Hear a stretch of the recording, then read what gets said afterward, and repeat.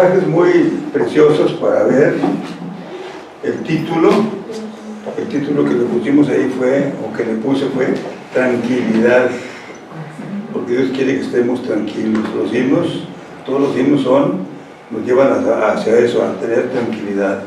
Por nada estéis afanosos, dice la palabra del Señor. Sean ustedes vuestras peticiones delante de Dios con acción de gracias, dice Pablo a los filipenses. Pero no vamos a ver nada de Pablo y de Filipenses ahora, no. Pero vamos a ver 4 libros. El primero de ellos va a ser Jeremías, en su capítulo 38. Jeremías 38. El otro será el libro que sigue, que es Ezequiel. ¿Cómo es que es el capítulo 18 de Ezequiel? Eso es en el Antiguo Testamento. Y en el Nuevo Testamento vamos a ver el libro de los Hechos, en su capítulo 8, y en el mismo capítulo 8 la carta a los Romanos. Y de ahí vamos a sacar todo lo que tenga que ver con la tranquilidad, ¿verdad? Por supuesto. Insisto que no le ponemos ningún adjetivo antes para no debilitar el significado de la palabra tranquilo, ¿verdad? Dios quiere que estemos tranquilos. Él nos dijo, entre otras cosas, la paz os dejo, mi paz os doy. No se tenga vuestro corazón ni tengan miedo. En el mundo tendréis aflicción, mas confiad, yo he vencido al mundo, dice el Señor Jesús. Así que vamos a ver, hermanos, en primer término, lo que tenemos allá en Jeremías, en su capítulo 38. Déjenme recordarles que Jeremías y Ezequiel, 2 profetas, fueron contemporáneos, casi profetizaron en el mismo tiempo. Jeremías un poquito más largo que Ezequiel, pero los dos fueron profetas al mismo tiempo. Jeremías profetizó en el reino de Judá. Ustedes se acuerdan que el reinado de David, que mantenía unido en el tiempo de David, y bueno, desde Saúl, David y Salomón, unido, se dividió en 2 cuando vino Roboam, el hijo de Salomón. David preparó un hijo muy bien, Salomón. Salomón, con toda su sabiduría, no preparó para nada a sus hijos. Como suele suceder, ¿verdad? Que cuidamos las viñas de otros y olvidamos la nuestra. Eso es muy común, ¿verdad? En los líderes religiosos, los pastores, tenemos mucha exigencia y descuidamos un poquito a la familia. Déjenme decirles aquí algo que a mí me entristece mucho y quiero que ustedes me ayuden a orar, ¿verdad? Al cabo, no conocen ustedes a mi hija, pero ella vive en Tampico. Allá estuvimos 19 años, allá conoció a este bribón, que era un buzo, se puso buzo y la conquistó, y pues nada más vino acá a Monterrey un poquito de tiempo, para luego que él vino por ella y se casó por allá. Entonces, cuando yo la visité 2 veces, me echó en cara el que no nos habíamos, que yo no había tenido cuidado por la casa, ¿verdad? Que nada más mi esposa fue la que se tendió a cuidarlos, y que yo me desobligué por la obra del Señor, me desobligué, y me lo echó en cara así muy feo, tan feo así que me daba ganas de agarrar mis cosas y vámonos, regrésate a Monterrey cuanto antes, no estés aquí con esta muchachita o con esta hermana que está enojada. Si no ha sido por mi yerno y mis nietos, que me dijeron, no se vaya abuelito, no se vaya, o no se vaya papá, me dice Chano. Pero es que ella tiene muchas preguntas que me hace, pero no me deja contestar ninguna, porque apenas le contesto una y me saca otras 10.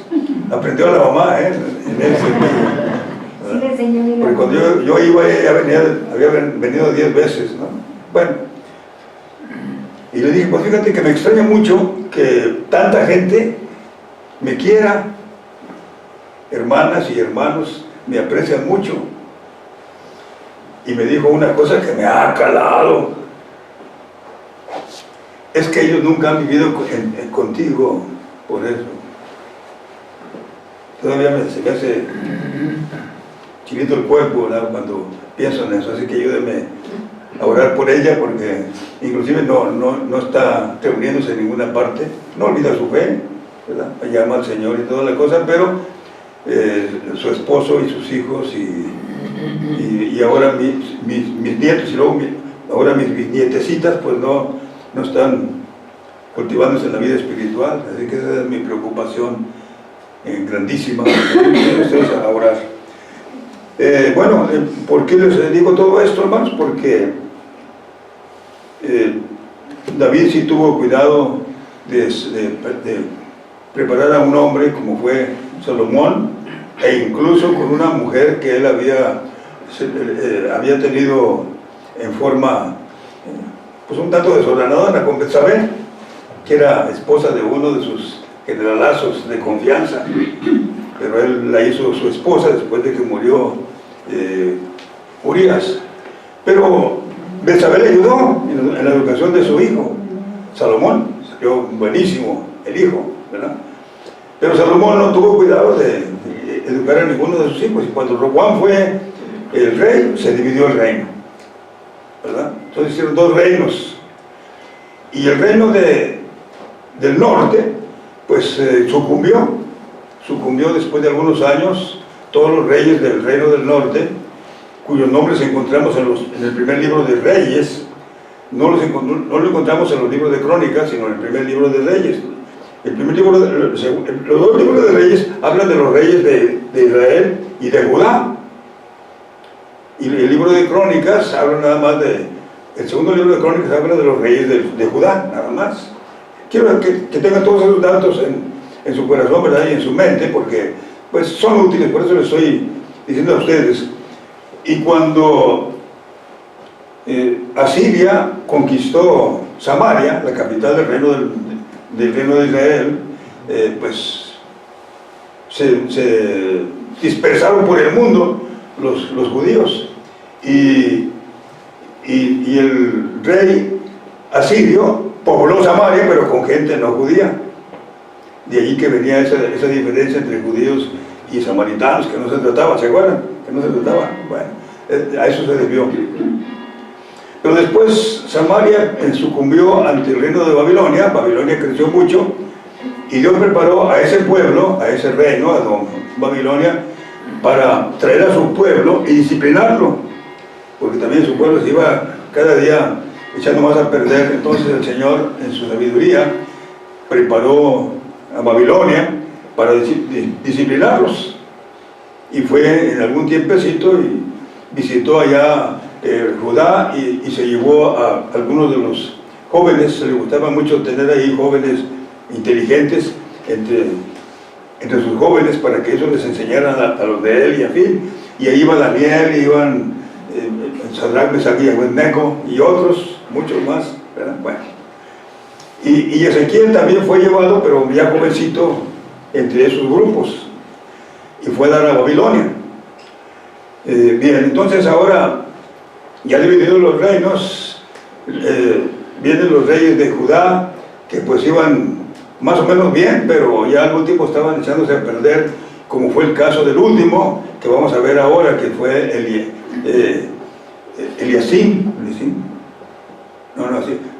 Corríjame si me estoy equivocado, luego menciono ahí los nombres. Sedequías fue el último de los reyes de Judá, y de eso nos habla aquí el capítulo 38, que tenemos al frente, hermanos, y ahí está, ¿verdad? Pero yo lo voy a leer desde el principio, y luego ya nos concentramos aquí en esta partecita, porque prácticamente es un resumen del ministerio de Jeremías en el reino de Judá. Y dicen ustedes que fueron contemporáneos y coincidieron en que Jeremías profetizaba en Judá, mientras que Ezequiel profetizaba ya en Babilonia. ¿A quiénes? A los judíos que se habían llevado cautivos Nabucodonosor. Él profetizó a los judíos de allá para prepararlos y para decirles: ustedes aquí en Babilonia sean dóciles ante el rey de Babilonia, para que puedan estar bien, porque si no, entonces la va a llevar allá al reino del sur, porque van a provocar la ira de Nabucodonosor, y ese va a ir por la mano y va a destruir el templo y va a destruir todas las cosas que hay allá en el templo, y en fin, y esto le tocó verlo o sufrirlo Jeremías en el capítulo 38. Fíjense ustedes todo lo que dice aquí en el capítulo 38. Dice: oyendo Cefatías, hijo de Matán, Gedalías, hijo de Pasur, Jucal, hijo de Selamías, y Pasor, hijo de Malquías, las palabras que Jeremías hablaba a todo el pueblo, diciendo. Ahí hay el nombre de varias personas de las que no tenemos muchos datos y tampoco nos interesa, pero eran gentes de cierta influencia, que más o menos estaban capitaneando a la gente allá en Judá. Entonces estos oyeron que Jeremías profetizaba así. Así ha dicho Jehová, dice Jeremías, se quedará en esa ciudad, así ha dicho Jeremías, el que se quedara en esa ciudad morirá a espada y de hambre y de pestilencia, mas el que se pasare en los caldeos vivirá, pues su vida será por botín y vivirá. Así que está diciendo, los que se queden aquí en Jerusalén les va a ir como en feria, solemos decir, ¿verdad? Pero si se pasan al rey de Babilonia, será muy distinto, les irá bien. Así ha dicho Jehová. Bueno, de cierto será entregada, leí el 1, ¿verdad? Y el 2 dice: y así ha dicho Jehová, de cierto será entregada esa ciudad en manos del ejército del rey de Babilonia, y la tomará. Y dijeron los príncipes al rey: muera ahora ese hombre. ¿Quién? Jeremías. Muera Jeremías, porque de esa manera hace desmayar las manos de los hombres de guerra que han quedado en esa ciudad, y las manos de todo el pueblo, hablándoles tales palabras, porque este hombre no busca la paz de este pueblo, sino el mal. Y dijo el rey Sedequías: he aquí que él está en vuestras manos, pues el rey nada puede hacer contra vosotros. Entonces tomaron ellos a Jeremías y lo hicieron echar en la cisterna de Malquías, hijo de Amelec, que estaba en el patio de la cárcel, y metieron a Jeremías con sogas en la cisterna. No había agua sino cieno, y se hundió Jeremías en el cieno. Yo a veces pienso, hasta acá. Se paraba de puntillas para poder librarse de ese lodazal en el que estaba sumido. Y oyendo Ebed-Melech, hombre etíope, fíjense ustedes en esto, grábense este nombre, hombre etíope, no tanto por este hombre, sino porque era etíope. Eso grábense porque lo vamos a ver ahorita ya en Hechos, ¿verdad? No a este etíope, sino a otro. Bueno, eunuco de la casa real, que había puesto a Jeremías en la cisterna, y estaba sentado el rey a la puerta del Benjamín. Ebed-Melech salió de la casa del rey y habló al rey diciendo: mi señor el rey, mal hicieron estos varones en todo lo que han hecho con el profeta Jeremías, al cual hicieron echar en la cisterna, porque ahí morirá de hambre, pues no hay más pan en la ciudad.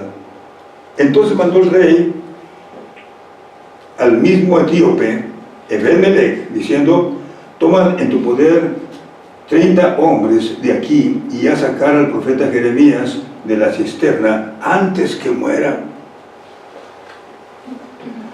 Y tomó Ebed-Melech en su poder a los hombres y entró a la casa del rey debajo de la tesorería, y tomó de ahí trapos viejos y ropas raídas y andrajosas, y les echó a Jeremías con sogas en la cisterna. Y dijo el etíope Ebed-Melech a Jeremías: pon ahora esos trapos viejos y ropas raídas y andrajosas bajo los sobacos, debajo de las sogas. Y lo hizo así Jeremías. De este modo sacaron a Jeremías con sogas y los subieron de la cisterna, y quedó Jeremías en el patio de la cárcel.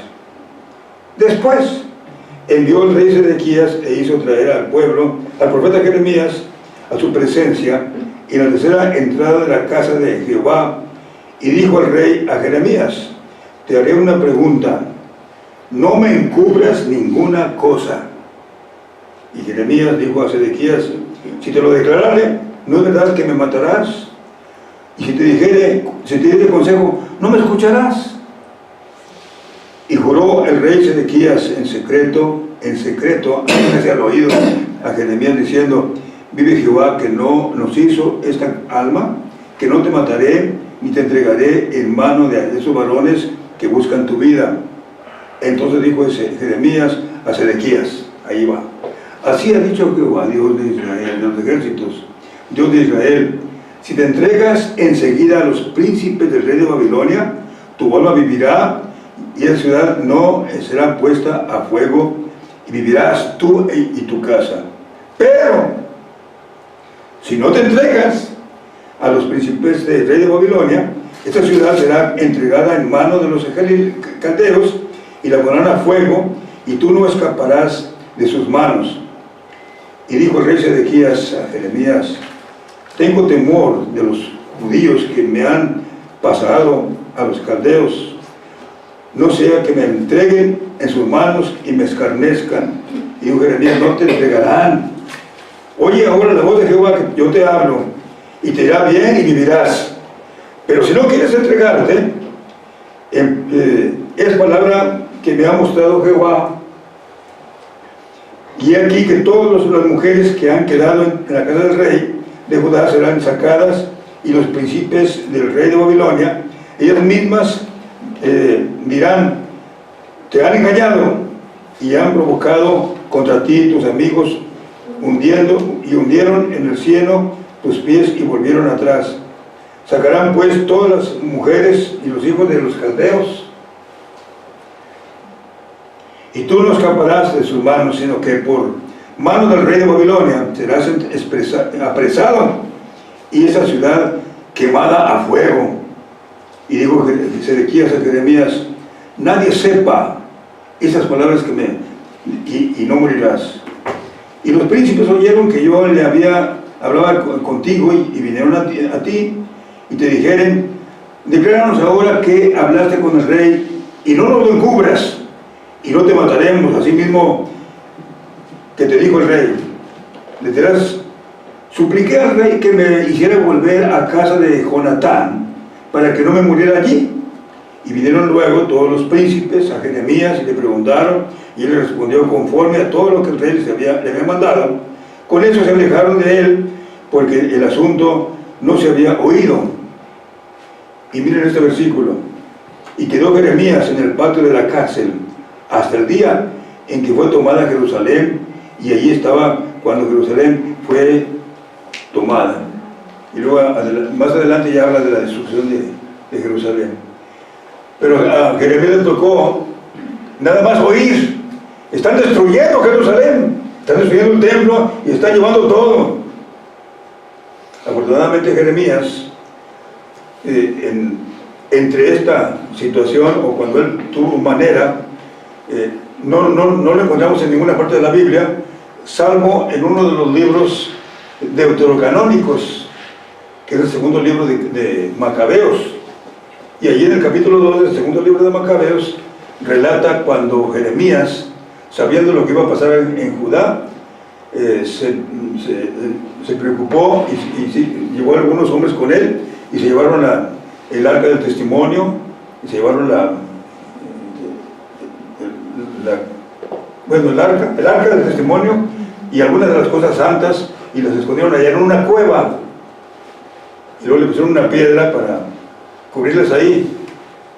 Así que protegió el arca está bien protegida, y según las profecías, esas van a ser descubiertas cuando Jesús venga, y en fin, pero es otro asunto, ¿no? La cosa es que Jeremías tuvo ese cuidado.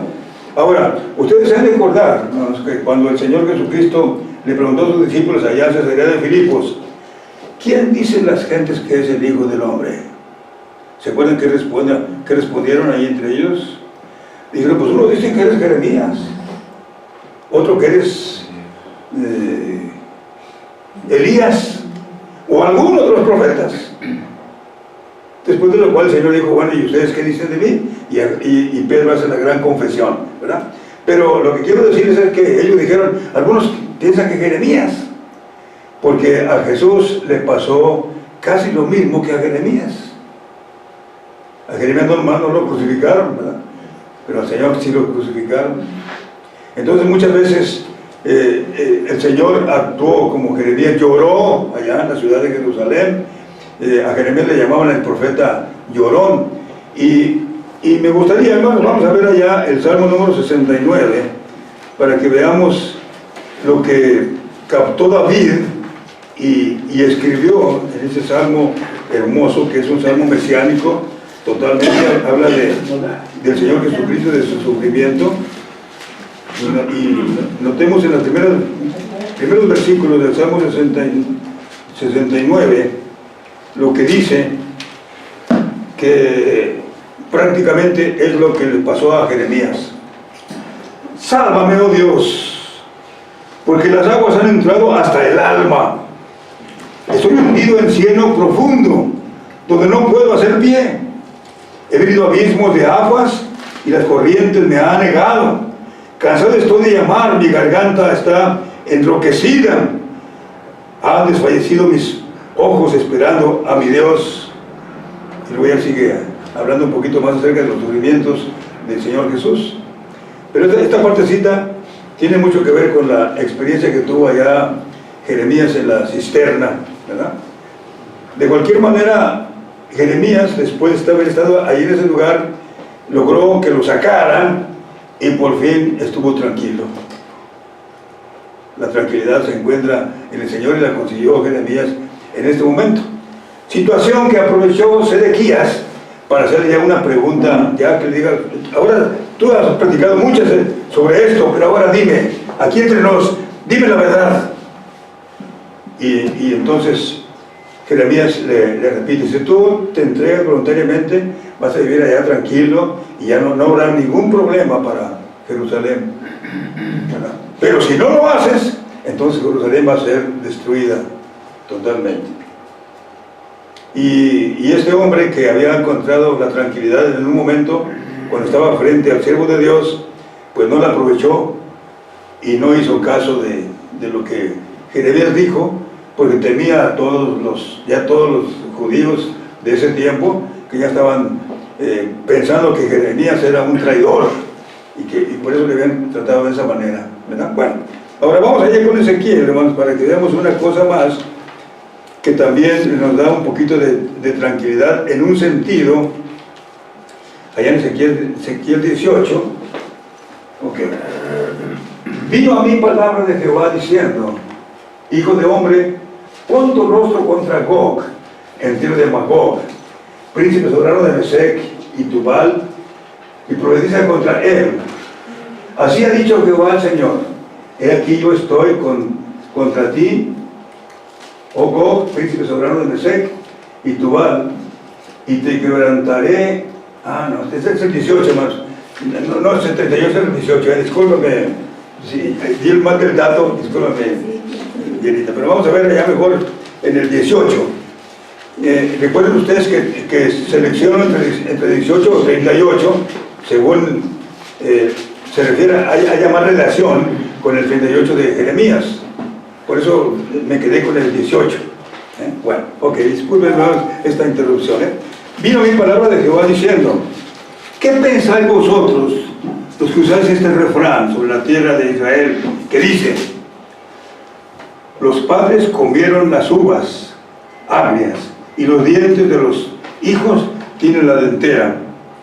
Digo yo, dice Jehová el Señor, que nunca más tendréis por qué de usar este refrán. He aquí que todas las almas son mías, como el alma del Padre, así el alma del Hijo es mía. Y luego esta declaración, hermanos, que es muy profunda, el alma que pecare, esa morirá. Porque ve la inquietud de que Dios tenía interés por el pueblo, pero así en lo general, como pueblo, y que muy poco se hablaba así en lo particular de cada persona. Daniel, por ejemplo, se echó la culpa de cómo se había portado el pueblo de él allá en años anteriores.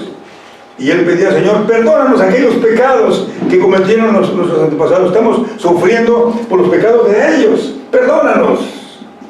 Así lo vemos allá en la profecía en el libro de Daniel, que él confesó. E inclusive cuando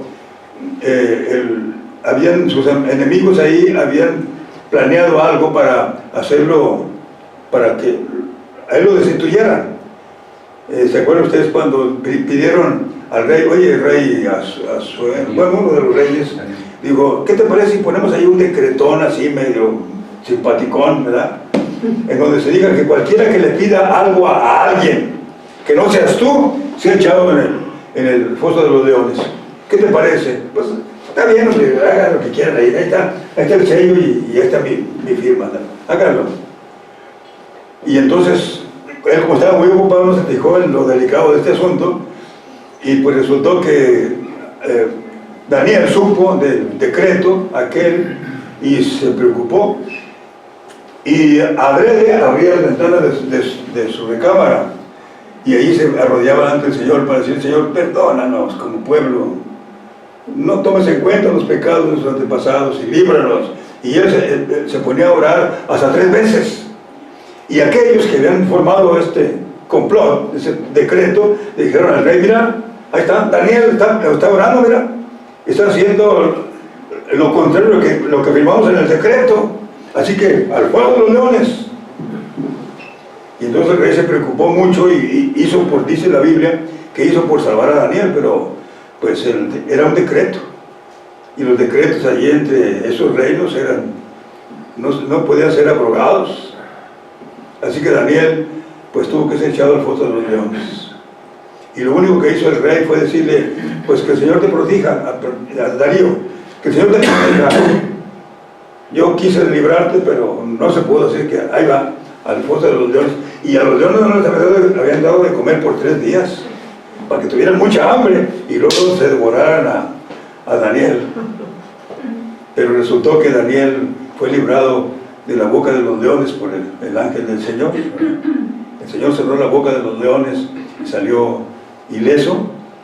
Después fue a buscarlo allí el siguiente día: Daniel, el Dios tuyo te ha librado, y acá estoy. Dijo: no te preocupes, acá estoy tranquilo, mira, el Señor envió su ángel y acá estoy, no te preocupes por mí.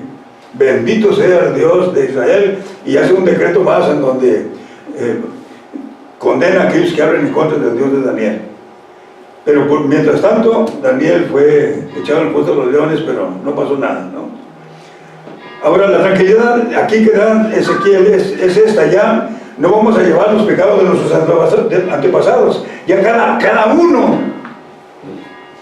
uno tiene que arreglar sus cuentas con el Señor. El alma que pecare, esa morirá. Y pensé, hermanos, en aquel pasaje de Apocalipsis, en donde el Señor está hablando a la iglesia de la Odisea. La iglesia de la Odisea representa el tiempo que actualmente vivimos, ¿verdad? Porque es el tiempo en que hay mucho resfrío en el pueblo cristiano. Hay mucha tibieza espiritual en el pueblo cristiano. ¿Y qué dice el Señor? ¿Se acuerdan que dice allá en el mensaje de la Odisea? Ojalá que fueses frío o caliente, pero por cuanto eres tibio, te vomitaré de mi boca. Y luego allí entre esas palabras hay un versículo de oro, cuando dice: aquí estoy a la puerta y llamo. Si alguno oyere mi voz y abriré la puerta, entraré a él y cenaré con él y él conmigo. Tranquilidad. Con uno que sea. Y es que el Señor quiere tratar con cada uno de nosotros. Recordemos en aquella ocasión cuando estaba allí un hombre ciego de nacimiento. Venía el Señor con sus discípulos. ¿Se acuerdan de ese pasaje? Y lo vieron y le preguntaron: oye, Señor, ¿quién pecó? o sus padres para que naciera ciego? Porque era la idea que se tenía, ¿verdad? El pecado de los padres hizo que ese pobre hombre naciera ciego, y el Señor les dice, ni él pecó, ni sus padres para que esté ciego. Esta ceguera es para que el nombre del Señor sea glorificado. Y luego ya le sanó, y encontramos ese detalle muy bonito allá en el Evangelio según San Juan, en el capítulo 9, si no estoy del todo equivocado en este rato, ¿verdad? Pero veas, hermanos, que el Señor quiere la tranquilidad, y las decisiones de una sola persona no tienen que depender de sus papás. Es verdad que dice la Biblia, cree en el Señor Jesucristo y serás salvo tú y tu casa, es cierto, pero de todas maneras cada quien tiene que hacer su decisión personal, ¿verdad? Bueno, ahora vamos al libro de los Hechos para que veamos otra cosa, hermanos, otro aspecto de la tranquilidad que nos garantiza el Señor, allá en Hechos capítulo 8.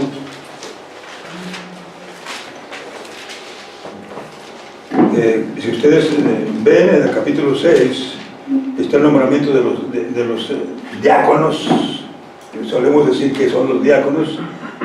Nombraron a 7 responsables para que se hicieran cargo de las cosas materiales de la iglesia, y que los pastores, los apóstoles, se dedicaran a la predicación del Evangelio, y ahí fueron nombrados varios que tenían ciertas características, y entre ellos fue nombrado Felipe.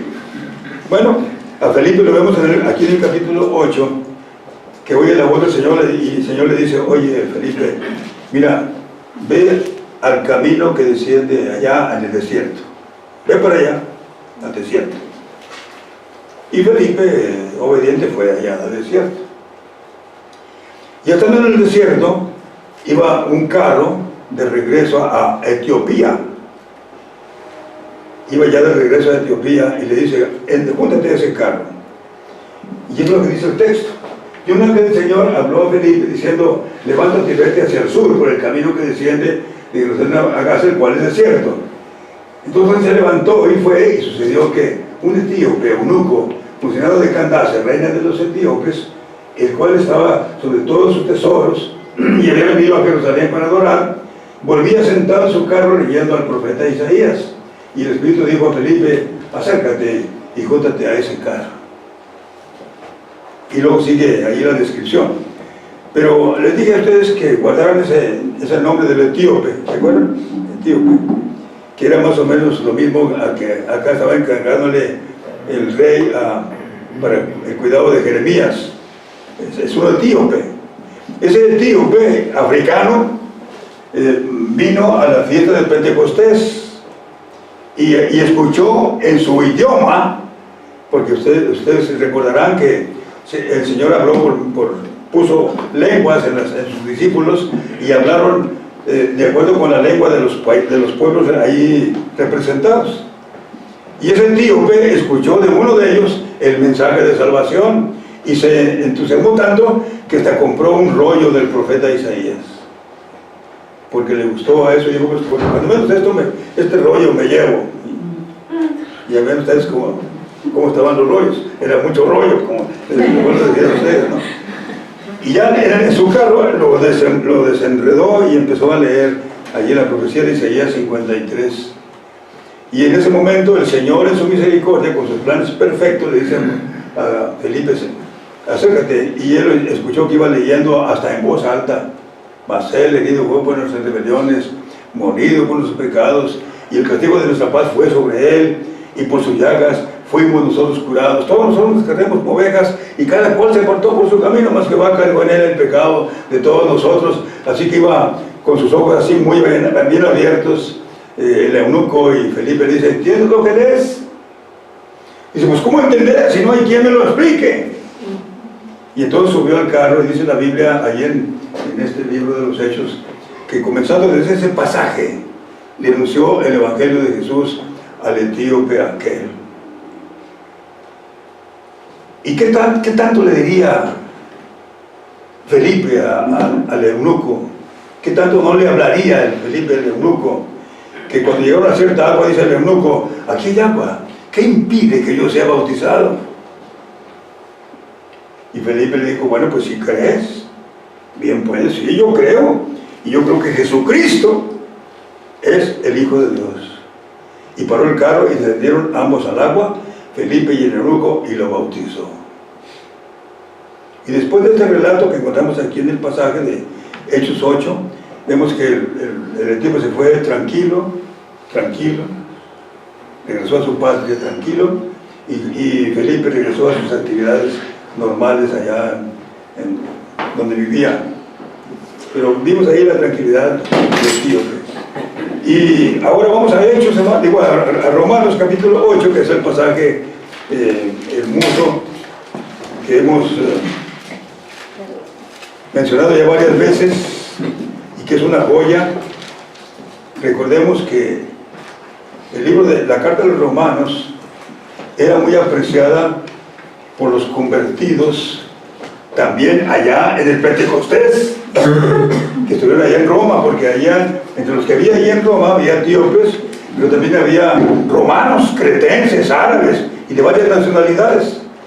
Y estos romanos también escucharon el mensaje de la palabra del Señor, se convirtieron y regresaron a Roma, y allá fundaron una iglesia. Claudio se le puso expulsar a todos los judíos de allá de Roma, y ahí van entre los judíos que regresaron allá al Asia Menor, pues iban Aquila y Priscila. Pablo había estado en Corinto, tenía que trabajar haciendo tiendas, y allí en el trabajar haciendo tiendas encontró este matrimonio, Aquila y Priscila. Y Pablo pues les empezó a hablar del Señor, del Evangelio, y dijo, no, ya conocemos eso. ¿De dónde lo conocemos? Allá en Roma. ¿Pero cómo? Y ya le platicó toda la historia de cómo se había fundado la iglesia, y entonces Pablo tiene un deseo intenso por ir a Roma. Y por fin, después de tantas cosas, lo mandan, pero como prisionero, pero él va a Roma, ¿verdad? Pero mientras tanto les envía una carta, la carta de los romanos, esta que tenemos aquí al frente. Y los judíos cristianos, porque había una iglesia que estaba formada tanto por judíos como por gentiles, lo notamos ahí, por eso Pablo les dice allá en Romanos 1:16, porque no veremos del Evangelio, porque es potencia de Dios para salvación a todo aquel que cree, al judío primeramente, pero también al griego, porque había de las dos nacionalidades, ¿verdad? Bien, entonces Pablo escribe esta carta a la iglesia y habla de eso varias veces, el judío y también el griego, ¿verdad? Y aquí lo encontramos, y el pasaje empieza con lo que estábamos viendo hace un rato en la escuela dominical. Ahora pues ninguna condenación hay para los que están en Cristo, no hay por qué preocuparse, tranquilos, no hay ninguna condenación para aquellos que están en Cristo. Y luego hace una aclaración ahí, claro, los que no andan conforme a la carne, sino conforme al Espíritu. Y ahí encontramos esta hermosa declaración.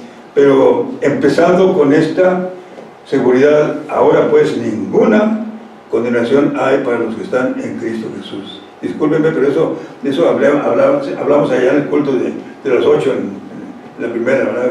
En esta expresión del Señor, pero sí algo mencionamos también aquí ahora. Bueno, pero lo interesante es que dice aquí el texto, no hay ninguna condenación para los que están en Cristo Jesús.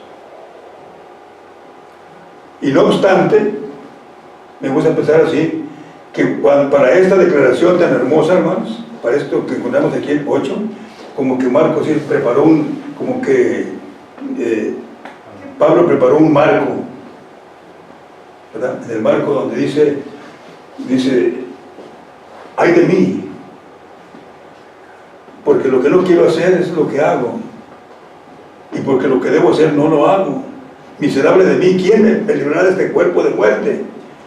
Y Pablo se destapa, por así decirse, y dice que él era un terrible, seguía siendo un terrible pecador, porque no habla en el pasado.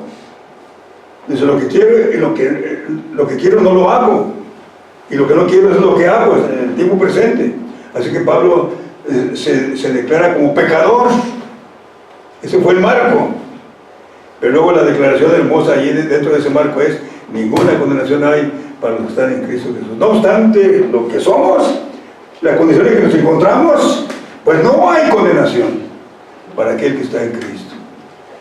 Y qué bendición. Más adelante, vean ustedes allá en el mismo capítulo, en los versículos 33 y 34, para asegurar esta declaración: no hay ninguna condenación para los que están en Cristo Jesús. ¿Por qué? Porque Dios es el que justifica, dice el versículo 33. ¿Quién acusará a los escogidos de Dios?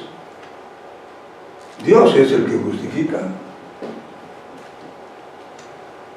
Y déjeme detenerme aquí un poquito, pero cuando alguien se siente pecador, dice: no, yo no voy a ir a la reunión del templo porque ahí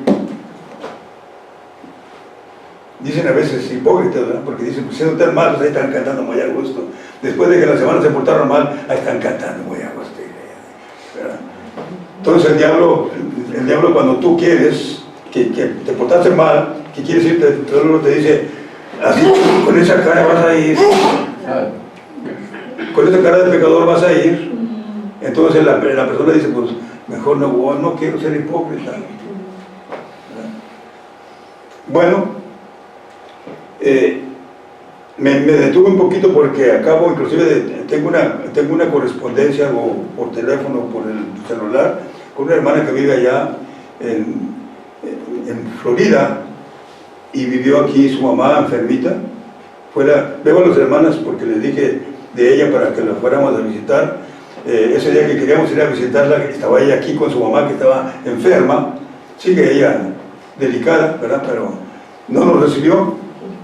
Bueno, ok, pero ella, ya platicando conmigo, me dice: no, hermano, yo quiero leer mi Biblia con mucho más cuidado, pero cuando ya esté tranquila y que yo ya haya vencido todas esas inquietudes que tengo, que no me dejan ni leer la Biblia. Y pues ahí estás mal, hija. Porque así como estás, como debes leer la Biblia, porque cuando leemos la Sagrada Escritura en una situación como esa, a la hora como estamos leyendo, viene la tranquilidad. La Biblia es un remanso espiritual, nos ayuda, aunque el diablo esté ahí acusándonos, porque ese es bueno para acusar. Se llama Satanás porque está acusándonos. Pero dice Pablo: ¿quién nos acusará? ¿Quién nos condenará? Si Cristo es el que murió. Dios es el que justifica, y además Cristo es el que murió y que también resucitó, quien además está a la diestra del Padre y además intercede por nosotros, en el versículo 34. Tranquilidad, hermanos. Ahora, ante una situación tan bonita como esta, hermanos, donde hay tranquilidad con el Señor, dice Pablo: además de que no hay condenación, tampoco hay separación. Esto está seguro. Y dice: ¿quién nos apartará del amor de Cristo? Tribulación, angustia, persecución, peligro, espada.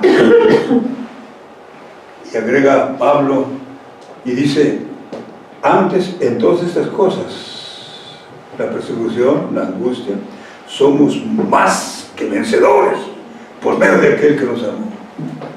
En otras palabras, estas cuestiones que hacían que en aquel tiempo mucha gente renunciara a su fe, o que podían provocar tal cosa, y ahora ya en Cristo Jesús no significa nada, al contrario, son cosas que nos ayudan para ser gigantes en la fe como cristianos. Y termina diciendo Pablo ahí: por lo cual estoy cierto que ni la muerte, ni la vida, ni ángeles, ni principados, ni lo presente, ni lo porvenir, ni lo alto, ni lo profundo, nada nos podrá apartar de este amor de Dios que es en Cristo Jesús, Señor nuestro. No hay condenación, no hay separación. Y en el versículo 28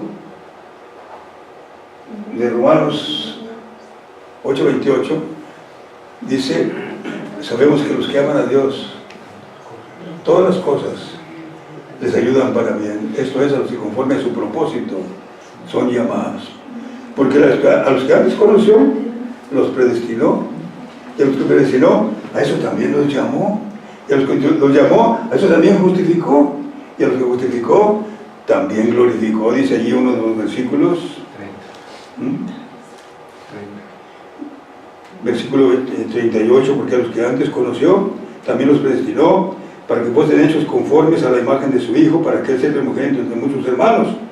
Y a los que predestinó, eso también llamó, y al que llamó, eso también justificó. Así que no hay condenación, no hay separación de esa experiencia tan bonita, y tampoco hay confusión, porque entendemos los planes del Señor. Comprendemos que todo obra para bien. Así que no nos asustamos. Al contrario, estamos listos. Y cuando el Señor quiso preparar a su pueblo, dijo: no salgáis de aquí hasta que seáis investidos de potencia de lo alto. Y cuando seáis investidos de potencia de lo alto, me seréis testigos, me seréis mártires.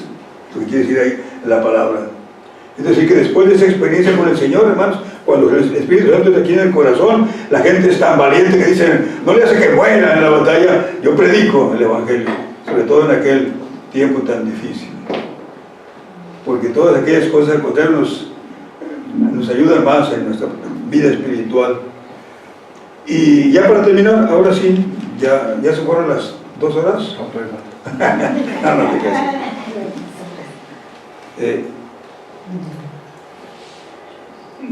Ya se me olvidó por hacer esa travesura. Pero ya para terminar, hermano, encontramos pues que está garantizada nuestra tranquilidad, y entendemos pues que el Señor usa todas estas cosas, y lo que se nos estaba ya pasando y es trascendente es que veamos ahí otra vez en Hechos. No lo tenemos aquí, pero quiero leerlo para que estemos, ya hemos hablado de ello, pero vamos a dar una repasadita, y quiero que me hagan favor de que cuando yo esté leyendo ese pasaje cuenten cuántas veces el pasaje habla de la necesidad de que el Espíritu de Dios viva dentro de nosotros, que no esté nada más en nuestra mente, sino que viva acá, que palpite al unísono con nuestro corazón. Yo lo voy a leer y ustedes lo cuentan, y al final les voy a decir cuántas veces encontramos esta verdad, y ustedes ya me dicen pues 3 o 4 o 5, o las que ustedes capten. Ahora pues ninguna condenación hay para los que están en Cristo Jesús, los que no andan conforme a la carne, sino conforme al Espíritu. Porque la ley del Espíritu de vida en Cristo Jesús me ha librado de la ley del pecado y de la muerte. Porque lo que era imposible para la ley, por cuanto era débil por la carne, Dios, enviando a su Hijo en semejanza de carne de pecado, y a causa del pecado, condenó al pecado en la carne, para que la justicia de la ley se cumpliese en nosotros, que no andamos conforme a la carne, sino conforme al Espíritu. Porque los que son de la carne piensan en las cosas de la carne, pero los que son del Espíritu en las cosas del Espíritu. Porque el ocuparse de la carne es en muerte, y el ocuparse del Espíritu es vida y paz. Hasta ahí dice una: está difícil. Está difícil. Pero luego Pablo da un mensaje de aliento y dice: no, adelante. Dice: mas vosotros no estáis en la carne, sino en el Espíritu. Ahora sí, empiecen a contar: si es que el Espíritu de Dios mora en vosotros. Y si alguno no tiene al Espíritu de Cristo, no es de Él. Pero si Cristo está en vosotros, el cuerpo de la verdad está muerto a causa del pecado, mas el Espíritu vive a causa de la justicia. Y si el Espíritu de aquel que levantó de los muertos a Jesús mora en vosotros, el que levantó de los muertos a Cristo Jesús vivificará también vuestros cuerpos mortales por su Espíritu que mora en vosotros. Así que, hermanos, deudores somos no a la carne, para que vamos conforme a la carne, porque si vivieres conforme a la carne, moriréis. Mas si por el Espíritu hacéis morir las obras de la carne, viviréis. Porque todos los que son guiados por el Espíritu de Dios, estos son hijos de Dios. ¿Cuántas veces? 7. ¿Dijeron ya un número? Pues como unas 7 veces. Se habla de que el Espíritu Santo no debe estar nada más aquí y aquí, sino acá. Y que desde acá Él controle nuestro cuerpo. controle nuestra vida.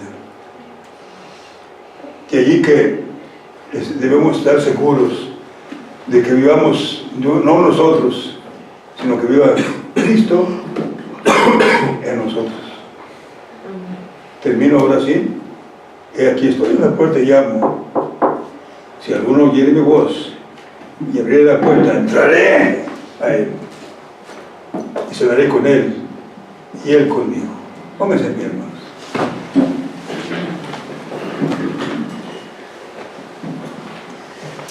Gracias, Padre Celestial, por esta bendición y porque me concedes la dicha, Señor, de estar colaborando con mi hermano Esteban para cuidar de esta congregación, de alimentarla cuando nos toca a él o a mí. Gracias, Padre hermano, porque para nosotros es una dicha maravillosa. Gracias por mis hermanos ahora presentes y, Señor, concédenos la bendición de que todos seamos guiados por tu Espíritu bendito siempre. Porque si nos hace pensar el texto que dice: si alguno no es guiado por el Espíritu de Dios, entonces el tal no es de Dios.